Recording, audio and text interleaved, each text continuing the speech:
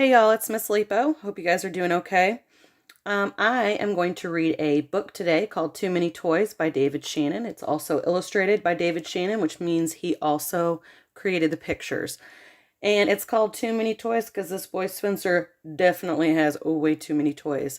We're going to create a still life, and which means that we're going to set up an arrangement of objects, which we're going to use toys or whatever else you have around the house today.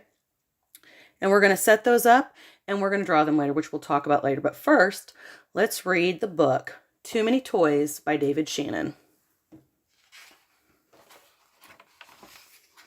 Too many toys. Spencer had too many toys. They covered the floor of his bedroom and piled up in his closet. They were stashed under his bed. They spilled down the stairs and into the living room. He had big toys in the backyard, and he had little toys in the bathtub. Sometimes Spencer played with nice, quiet wooden pull toys. Other times he played with noisy, crazy electronic toys. He had puzzles, board games, and talking books that fueled his mind, and loud, jumpy, frenzied video games that fried it. Spencer liked to make his toys into a parade that stretched from one corner of the house to the other and back again. There was an entire zoo of stuffed animals and a gigantic army of little action figures.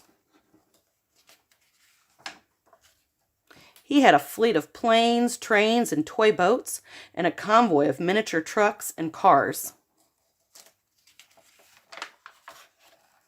He also had lots of musical instruments and art supplies and alien spaceman weapons. Everyone gave toys to Spencer. Of course, his mom and dad did, but so did Grandma Bobo and Poppy and Granddaddy and Auntie Mim and Uncle Fred and Cousin Drew. They gave him toys for every holiday, even the 4th of July and his birthday. He also got toys from all of his friends on his birthday and on their birthdays too, when he went to their parties.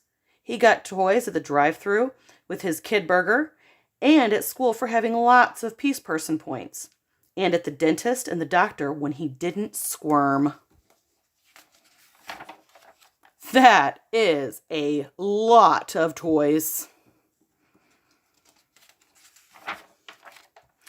They were becoming a household hazard. Have you ever stepped on a Lego piece in your bare feet or a jack? Well, it really hurts, especially if you weigh as much as Spencer's dad. You can also trip on things like railroad tracks and race cars if you're carrying a load of laundry. One day, Spencer's mom had it up to here with all of the toys. "Spencer!" she yelled at the top of the stairs. "Upstairs, you have too many toys." "That's impossible," thought Spencer.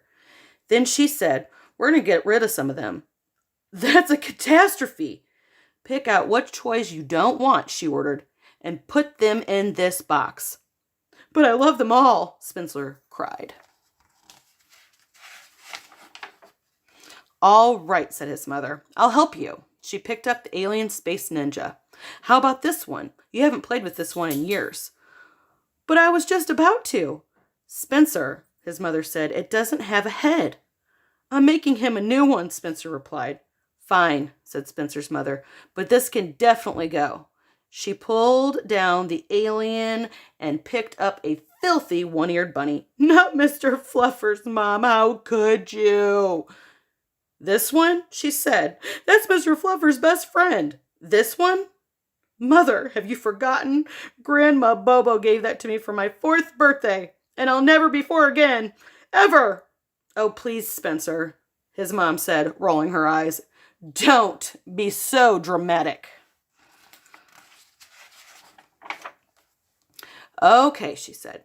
"You can keep that one, but I'm giving this one away, this pig and the Johnny Choo Choo." "Tell you what," countered Spencer. "I'll let you have the pig, but I get to keep Johnny Choo Choo." "What, are you a lawyer now?" asked Spencer's mother.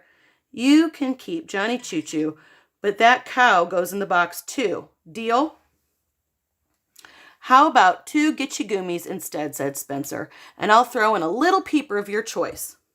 How about all of them go in the box and you don't watch TV for a week? Spencer decided it was in his best interest to agree. Deal. Finally, some toys in the box, sighed Spencer's mom. I had no idea this would be so much work. She plopped down on the floor next to the egg-shaped pirate that bellowed, "Arr, avasty, scurvy dog, avast! Arr, scurvy og, dervy og, gur og." Here's another one you can do without, she said. No problem, said Spencer. His mom nearly fell over. What? You're going to give this up just like that? Sure, Spencer replied. That's Dad's. So Spencer and his mom went through every toy box and looked in every closet and under every bed until they had haggled and wrestled and argued and over every toy in the entire house. Finally, they were finished, and his mom had a cup of hot tea and a short rest. Then she went upstairs to begin loading the toy into the car. But instead of a nice, neat box of toys and all ready to go, she saw a big, messy piles of toys all over the floor. Spencer, she screamed. What have you done? We had a deal.